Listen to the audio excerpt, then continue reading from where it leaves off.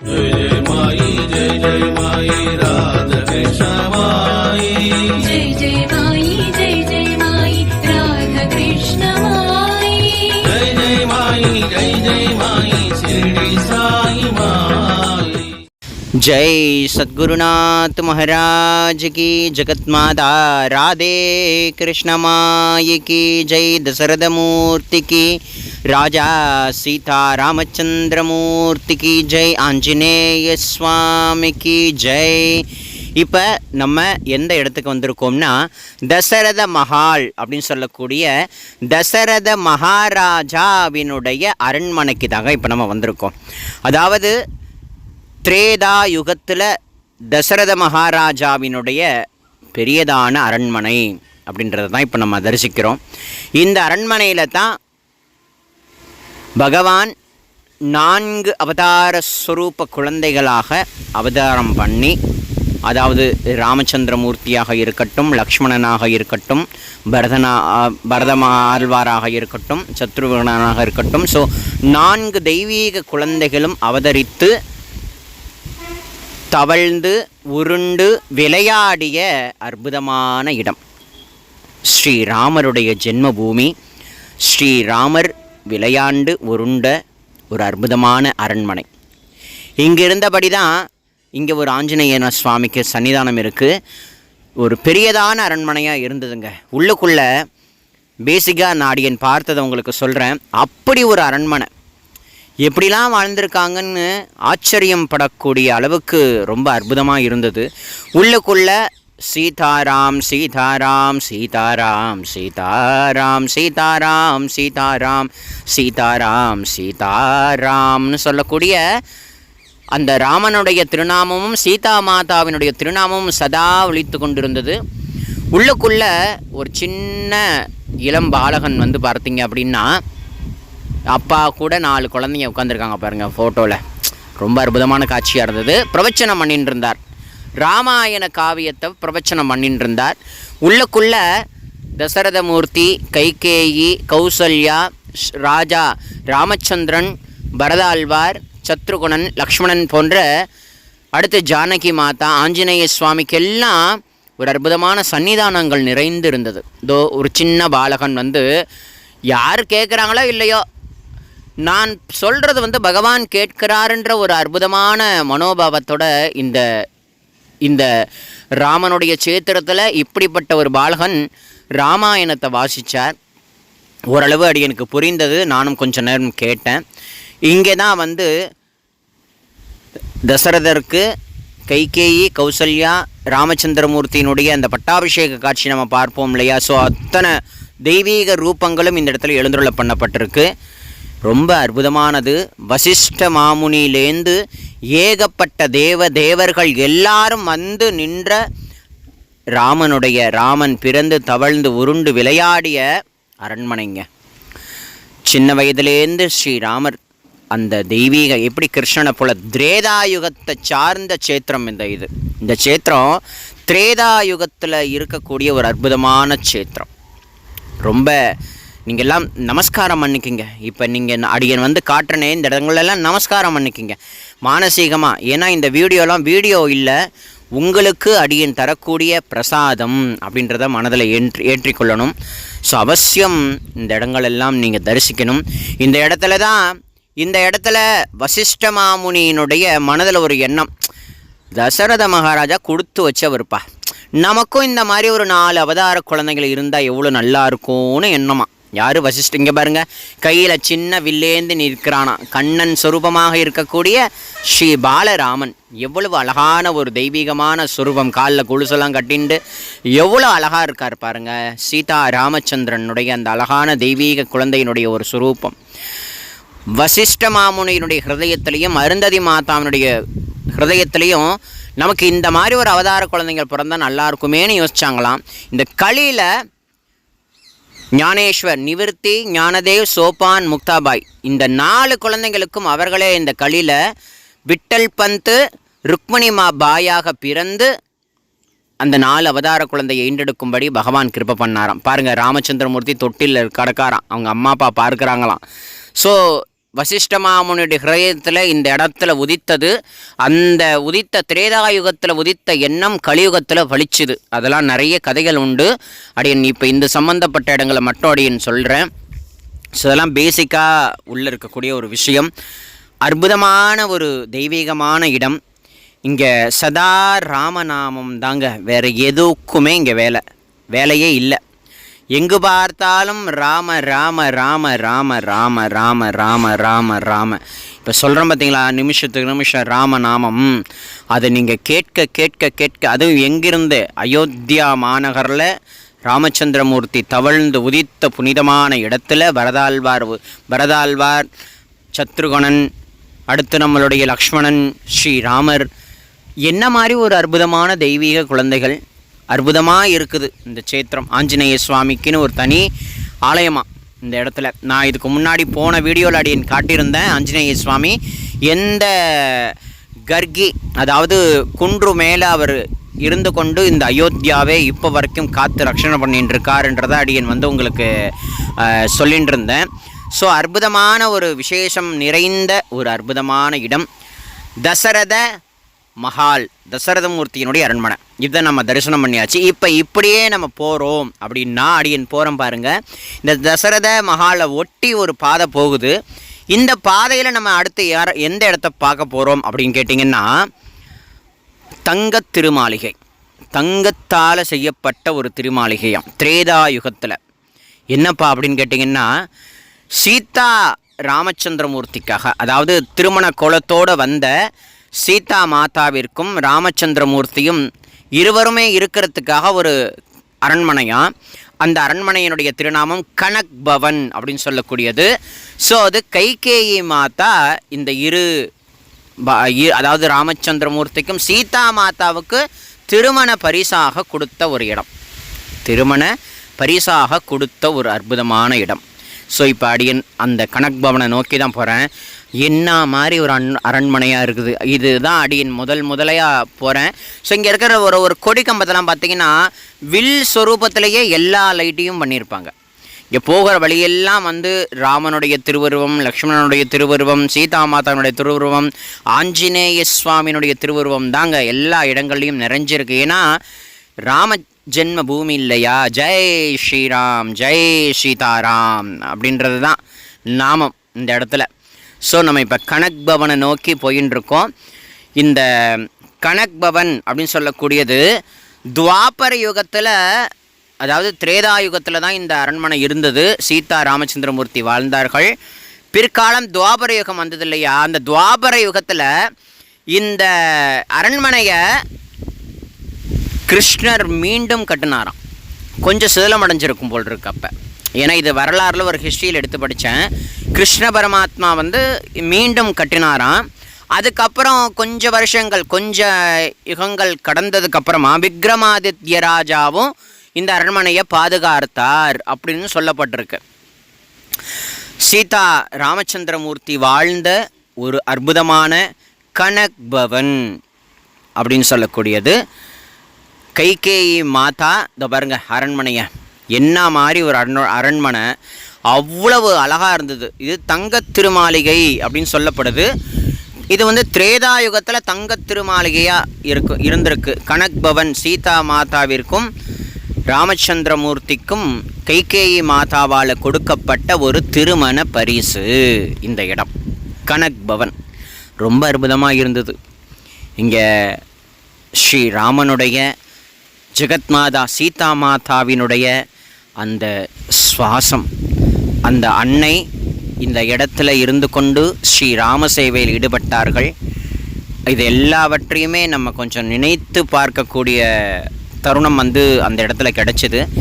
இது எல்லாவற்றையும் அனுபவித்த பிறகு அடியன் இந்த ஒரு வீடியோ பதிவு அடியன் எடுத்தேன். ரொம்ப நல்லா இருந்தது. உள்ளுக்குள்ளே அற்புதமான திருமூர்த்திகள், ஸ்ரீராமனுக்குரிய ஒரு அற்புதமான சன்னதி இருந்தது. துளசி மாடங்கள் இருந்தது. இங்கே பாருங்க, ராம் சீதா ராம் அப்படின்னு ஒத்தொத்தரும் அழகாக எழுதுகிறாங்க. பாருங்கள் எவ்வளோ பெரிய ஹால் பாருங்கள். என்ன மாதிரி ஒரு அற்புதமான வடிவமைப்பு. ஸ்ரீராமரும் அடுத்து நம்மளுடைய சீதா மாதாவும் இந்த அரண்மனையை பாதுகாக்கக்கூடிய பெண்மணிகளாக இருக்கட்டும்,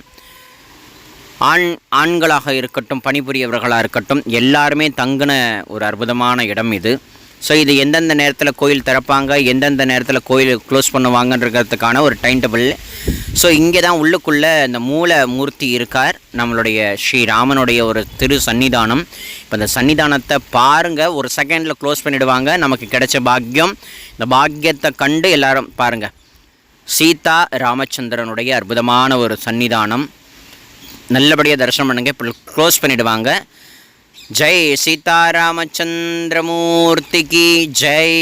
அவ்வளோதாங்க. அடியேன் போனேன், இந்த தரிசனம் கிடைச்சிது, அடுத்த செகண்ட் க்ளோஸ் பண்ணிட்டாங்க. அப்புறம் என்ன, ஆரத்திக்கு ரெடி பண்ணிக்கிட்டு இருக்காங்களாம். யாருக்கு? நம்மளுடைய சீதா ராமச்சந்திரமூர்த்திக்கு ஆரத்திக்கு ரெடி பண்ணிட்டு இருந்தாங்க. ரொம்ப அற்புதமாக இருந்தது. இங்கே விதவிதமான மலர் தோட்டங்கள் எல்லாம் இருந்ததான் இந்த அரண்மனையை சுற்றி. இந்த அரண்மனையே பூலோக வைகுண்டமே இந்த இடத்துல எழுந்தருளி இருந்ததாக சொல்லப்படுது. ஏன்னா அந்த நாராயணனே இங்கே ராமனாக இருக்கார், அந்த மகாலட்சுமியே இங்கே சீதா மாதாவால் இருக்காள். அப்படி இருக்கும் பொழுது இந்த இடம் வைகுண்டம் தானே. எங்கு நாராயணனுடைய அம்சமும் எங்கு ஜெகத்மாதாவினுடைய அம்சமும் இருக்கோ அது பூலோக வைகுண்டம் தானே. ஸோ இதெல்லாவற்றையுமே அடியேன் குருநாதனுடைய கிருப்பையால் பார்த்தேன், குருநாதருடைய கிருப்பையால் பார்த்துருக்கேன். ஸ்ரீ ஆஞ்சநேய சுவாமியினுடைய திருவடி கூட இந்த இடங்கள் எல்லாம் பட்டிருக்கும்.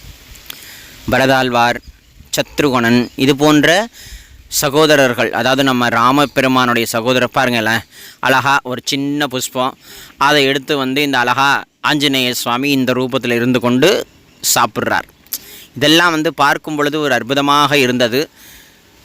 என்ன வார்த்தைகளால் வர்ணிக்க முடியாதுங்க. மனுஷனாக பிறந்தா இந்த இடங்களுக்கெல்லாம் கட்டாயம் நிச்சயம் சர்வ நிச்சயமாக நீங்கள் எல்லாரும் போகணும். அடியன் கூட இந்த மார்ச் மாதம் அடுத்த வருஷம் 2027 பக்தரோட எல்லாம் அடியன் இப்போ போகக்கூடிய ஒவ்வொரு க்ஷேத்திரத்துக்கும் கூட்டுட்டு போகலான்ங்கிற ஒரு எண்ணத்தில் இருக்கேன். ஸோ ஆகையினால நீங்கள் தொடர்ந்து நம்மளுடைய இந்த சேனலை தொடர்ந்து எல்லோரும் பாருங்கள். நம்ம எல்லோரும் சேர்ந்து குருவருளால் போவோங்கிறதையும் இந்த தருணத்தில் சொல்லிக்கிறேன் உறுதியாக. ஸோ ரொம்ப அற்புதமான ஒரு பவனம், துளசி மாடங்கள் எல்லாமே இருக்குது. சீதா மாதா பயன்படுத்திய ஒரு அற்புதமான துளசி மாடம் சொல்லப்படுறது. ஒன்றொன்றுமே பார்ப்பதற்கு ஆச்சரியகரமானதும். இங்கே உட்கார்ந்து பஜனைலாம் நடந்தது.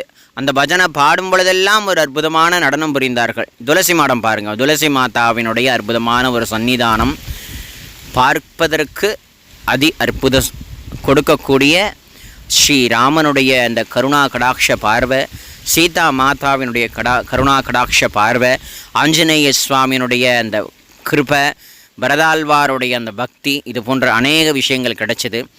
இப்போ நீங்கள் பார்க்குறது சரையூ நதி. ரொம்ப பிரம்மாண்டமாலாம் தண்ணிலாம் ஓடலை. காசியில் எடுக்கிற மாதிரி இங்கே ஆரத்தி அவ்வளோ ஒரு ஃபேமஸாக இல்லை. ஏன்னா காசியில் பார்க்கும் பொழுது அது ஏகபோகமாக இருக்கும், நிறையா இடங்கள்லாம் ஃபெசிலிட்டிஸ் இருக்கும். ஆனால் இங்கே எந்த ஒரு ஃபெசிலிட்டிஸும் கிடையாது. ஆனால் இங்கேருந்து பக்தர்கள் கூடுறாங்க. அக்கறையிலேருந்து இக்கரைக்கு கொஞ்சம் தாவி தான் வரணும். கொஞ்சம் லைட்டாக தண்ணி போகும், தண்ணியை மிரித்து கொண்டு தான் நானும் சம்சாரம் அம்மாவும் வந்தோம். ஸோ இங்கே சுவாமிக்கு சரையூ நதிக்கு ஆரத்தி ஒரு 6-6:30 மணிக்கு நடக்கும். ஸோ அதை பார்ப்பதற்கு ஜனங்கள் இந்த நதியை தொட்டு ஸோ எல்லோரும் இங்கே வராங்க. 2-3 இடங்களில் இந்த ஆரத்தி எடுக்கப்படுது. அடியன் ஒரு இடத்துல உட்கார்ந்து கொண்டு 2-3 இடத்துக்கும் நம்மளால் போக முடியாது ஒரே டயத்தில். ஸோ ஆகையினால நம்மளால் எந்த இடத்துல போய் உட்கார்ந்து அதை கண்டுகளிக்க முடியுமோ அதை கண்டுகளிக்கலாம் அப்படின்றதுக்காக நாங்கள் அமர்ந்து கொண்டோம். ரொம்ப நல்லா இருந்தது ஆரத்தியினுடைய அந்த விசேஷங்கள். எப்படி காசியில் 5-6 பண்டிட்கள்லாம் சேர்ந்து சரையூ நதிக்கு, அதாவது காசி கங்கா மாதாவுக்கு சரணங்களை சொல்லி பாடி உற்சாகத்தோடு அந்த ஆரத்தியில் நடக்குமோ அதே போல் ஸ்ரீ ராமஜென்ம பூமியினுடைய ஒரு வற்றாத ஜீவ நதியாக ஓடக்கூடிய இந்த சரையூ நதிக்கு நமஸ்காரம் பண்ணி, ஏன்னா ஒரு நாட்டினுடைய வற்றாத ஜீவ நதியாம் இந்த சரையூ நதி. இந்த சரையூ நதியிலலாம் மகாத்மாக்களுடைய அந்த திருவடி பட்டிருக்குங்கிறத அடியேன் சொல்லிக்கிறேன். ஸ்ரீராமனுடைய திருவடி பட்டிருக்கும், சீதாமாதாவினுடைய திருவடி பட்டிருக்கும், பரதாழ்வாருடைய திருவடி பட்டிருக்கும், ஆஞ்சநேய சுவாமியுடைய திருவடி பட்டிருக்கும், இந்த 4 அவதார புருஷர்களை தந்த தசரத மகாராஜாவினுடைய திருவடி பட்டிருக்கும், கைகேயினுடைய திருவடி பட்டிருக்கும், கௌசல்யா மாதாவினுடைய திருவடி பட்டிருக்கும், அநேக மகாத்மாக்களுடைய திருவடிப்பட்ட ஒரு அற்புதமான இடம்தான் இந்த சரையூ நதி அப்படின்றத சொல்லிக்கிறேன். ஸோ கண்களால் தரிசனம் பண்ணுங்க. எல்லாம் வல்ல சத்குருநாதனுடைய அனுக்கிரகம் எதிர்காலத்தில் நீங்கள் எல்லாரும் இந்த இடத்துக்கு போகும்படியாக குருநாதர் சங்கல்பிக்கட்டும். அவர் சங்கல்பிக்காமல் யாராலையும் இந்த மாதிரி புனிதமான இடங்களுக்கு போக முடியாது அப்படின்றத அடியேன் தெளிவாக சொல்லிக்கிறேன். வாழ்க்கையில் மனுஷ ஜென்மா எடுத்துட்டோம். இந்த மனுஷ ஜென்மாவை ஓரளவு நம்ம சரி பண்ணிக்கணும் அப்படின்னு கேட்டிங்கன்னா இந்த மாதிரி க்ஷேத்ராடனங்கள் எல்லாம் போகணும். யாருடைய கிருபை இருந்தால் போக முடியும்னா குருநாதனுடைய கிருபை இருந்தால் சர்வ நிச்சயமாக போகலாம். அதுக்கு நம்மளுடைய முன்னோர்கள் மூதாதையர்களுடைய ஆசீர்வாதம், நம்ம குடல் தெய்வத்தினுடைய ஆசீர்வாதங்கள், நம்ம பெற்றோர்களுடைய அந்த மகா பரம புண்ணியம், நமக்கும் அந்த புண்ணியம் இருக்கும். இது எல்லாவற்றையும் குருநாதனுடைய பரம அனுக்கிரகம் கிடைச்சா கண்டிப்பாக சர்வ நிச்சயமாக இந்த மாதிரி யாத்திரைகள் எல்லாம் போகிறதுக்கு குருநாதர் சங்கல்பிப்பார் அப்படின்றத அடியேன் சொல்லிக்கிறேன். சுவாமிக்கு இந்த சரையூ நதிக்கு ஆரத்தி எடுக்கிறாங்க பாருங்கள். ரொம்ப கோலாகலமாக நல்லா இருந்தது. ஆனால் அந்தளவு வெளிச்சம் இல்லைங்க இந்த இடங்களில். எனக்கு தெரிஞ்சு அயோத்தியா மாநகரில் பார்த்திங்கன்னா கொஞ்சம் கொஞ்சமாக தான் இப்போ டெவலப்மெண்ட் பண்ணிக்கிட்டு இருக்காங்க. ஏன்னா அந்த நகரமே ஒரு புத்தொலியூட்டக்கூடிய ஒரு நகரமாக இப்போ ஆகின்றிருக்கு. ஸோ சரையூ நதியின் மேலே பிரிட்ஜு போகுது. ஸோ வண்டி கார்கள் எல்லாம் அதில் தான் போயின்ட்டுருக்கு. ஸோ இது எல்லாவற்றையும் நீங்கள் இந்த இடங்களில் தரிசிக்கலாம். ஆரத்தி நடக்குது சரையூ நதிக்கு. ரொம்ப சுற்றி உள்ள மக்கள் எல்லாருமே அதி அற்புதமாக கண்டுகளிச்சாங்க. நீங்களும் இந்த ஒரு காணொளி மூலமாக இந்த ஒரு அற்புதமான விஷயங்களை கண்டுகளிக்கணும் அப்படின்றத அடியேன் கேட்டுக்கிறேன். ஸ்ரீராம ராம ராமேதி ரமே ராமே மனோரமே சகஸ்ரநாம தத்துல்யம் ராம நாம வரானனே. ஸ்ரீராம ராம ராமேதி ரமே ராமே மனோரமே சகஸ்ரநாம தத்துல்யம் ராம நாம வரானனே. அடுத்ததாக பார்த்தீங்கன்னா சரையூ நதிக்கரையில் ஒரு பகுதியை பிரித்து அதை தனியாக ஒரு ஓடையாக ஓடவிட்டார்கள். அது எதுக்காக அப்படின்னு நீங்கள் கேட்டிங்கன்னா, சில பேர்லாம் ஆற்றுல பயங்கரமாக தண்ணி ஓடுது, நம்மளை அடிச்சுட்டு போயிடுமோ இல்லை முழுகி விடுவோமோ அப்படின்ற பயம் இருக்கும் இல்லையா. அந்த பயத்தை போக்குறதுக்காகவே இந்த இடத்துல சரையூ நதியை ஒரு பக்கமாக பிரித்து எல்லாரும் ஸ்நானம் பண்ணும்படியான ஒரு இடமா ஆக்கி கொடுத்துருக்காங்க. வால்மீகி ஸ்ரீ பிரம்மதேவருடைய அந்த விஷயங்கள் இது எல்லாமே இங்கே இருக்குது. சரையூ நதியினுடைய ஒரு அற்புதமான விசேஷங்கள் இந்த இடத்துல சொல்லப்பட்டிருக்கு. ஸோ இதெல்லாமே ஒரு அற்புதமான விசேஷங்கள் அப்படின்றத சொல்லிக்கிறேன். இப்போ சரையூ நதியினுடைய ஒரு பாகமாக பிரித்து மக்களுக்கு ஏதுவாக அமைத்து கொடுக்கப்பட்ட இங்கே தான் லட்சக்கணக்கான தீபங்கள் ஏற்றப்படும். ஸ்ரீராமனுடைய ராமநவமி அன்னைக்கு இந்த இடத்துல பார்த்திங்கன்னா லட்சக்கணக்கான தீபங்கள் ஏற்றக்கூடிய ஒரு அற்புதமான இடம். இங்கே சரியாக ஒரு 7-7:30 அங்கே சரையூ நதியில் ஆரத்தி எடுக்கும் பொழுதே இங்கே என்ன நடக்கும்னு கேட்டிங்கன்னா, லேசரில் ராமனுடைய அந்த சரித்திரத்தை இதில் போட்டு காட்டுவாங்க. அதான் பாருங்கள் எவ்வளோ அழகாக நீர் ஓடையாக அங்கே வருது. அங்கே எவ்வளோ ஜனங்கள் குளிக்கிறாங்க பாருங்கள். இங்கே ஆழம்லாம் கிடையாது, சுமார் ஒரு முட்டிக்கால் அளவுக்கு தான் தண்ணி நிற்கும். நான் சொன்னேன் இல்லையா, மக்களுக்கு ஏதுவாக அமைத்து கொடுத்துருக்காங்க அப்படின்னு அடியேன் சொன்னேன் இல்லையா, இதுதாங்க அது. ஸோ இந்த மாதிரிலாம் நீங்களாம் இங்கெல்லாம் வந்தீங்கன்னா ஸ்நானம் பண்ணணும். ஸ்நானம் பண்ணும்படியாக நீங்கள் இருக்கணும். ஸோ நல்லா ஸ்நானம் பண்ணி சரையூ நதி மாதா கிட்ட பிரார்த்தனை பண்ணி ராமச்சந்திரமூர்த்தியினுடைய திருவடியை நமஸ்காரம் பண்ணி ஆஞ்சநேய சுவாமி கிட்ட எனக்கு ராமபக்தி கிடைக்கணுமப்பா, குருநாதருடைய குருபக்தி கிடைக்கணுமப்பான்னு சொல்லி பிரார்த்தனை பண்ணுங்க அப்படின்றத அடியேன் சொல்லிக்கிறேன். ஸோ நீங்கள் சரையூ நதியில் ஒரு 6-6:30 மணிக்கெல்லாம் ஆரத்தி நடக்கும். இந்த பக்கம் ஒரு 7-7:15 வந்துட்டீங்க அப்படின்னா லேசரில் ராமச்சந்திரமூர்த்தியினுடைய ஒரு அழகான கதையை சொல்லுவாங்க. அது பட்டு ஹிந்தி அந்த மொழியில் இருக்கும், நமக்கு புரியும், சில நேரங்களில் புரியாது அப்படின்றதையும் அடியேன் சொல்லிக்கிறேன். இப்போ அந்த சரையூ நதியில் அடியேன் இந்த கால் நனைக்கிறேன். ஸோ எல்லோருடைய வாழ்க்கையிலையும் இந்த ஒரு புனிதமான பரம பாக்கியம் கிடைக்கட்டும்ங்கிறத குருநாதர்கிட்ட பிரார்த்தனை பண்ணிக்கிறோம். ஸோ கட்டாயம் நம்ம 2027 மார்ச் மாதம் அல்லது பிப்ரவரி எண்டில் வந்து இந்த யாத்திரையை வந்து அடியேன் போட போகிறேன். விருப்பம் கொண்டவர்கள் அடியனை தொடர்பு கொண்டு அடியன் கூட தாராளமாக வரலாம் அப்படின்றத அடியன் கேட்டுக்கிறேன். இப்போ இந்த லேசருடைய அந்த காட்சியை பார்க்க தான் நான் வந்தேன். ஸோ இந்த இடத்துக்கு ஏன்னா சொல்லியிருந்தாங்க இந்த மாதிரி ஒரு 7:30க்கு லேசரில் வந்து ராமச்சந்திரமூர்த்தியினுடைய ஒரு விசேஷங்களை நீங்கள் பார்க்கலான்னு. ஸோ ஸ்டார்ட் ஆகுது இதுதான். ஸோ இந்த இடத்துல வந்து ராமச்சந்திரமூர்த்தியினுடைய ஒரு அற்புதமான கதைகளை வந்து ஒரு ஹிந்தி பாஷையில் வந்து சொல்லப்படுத பாருங்கள். அழகாக டிஃப்ரெண்டான ஒரு இந்த நீட்டுக்கு அந்த லேசருடைய அந்த காட்சிகள் இருக்கும். அழகாக உட்கார்ந்து நீங்கள் அதை கண்டுகளிக்கலான்ங்கிறதையும் அப்படின்னு சொல்லிக்கிறேன்.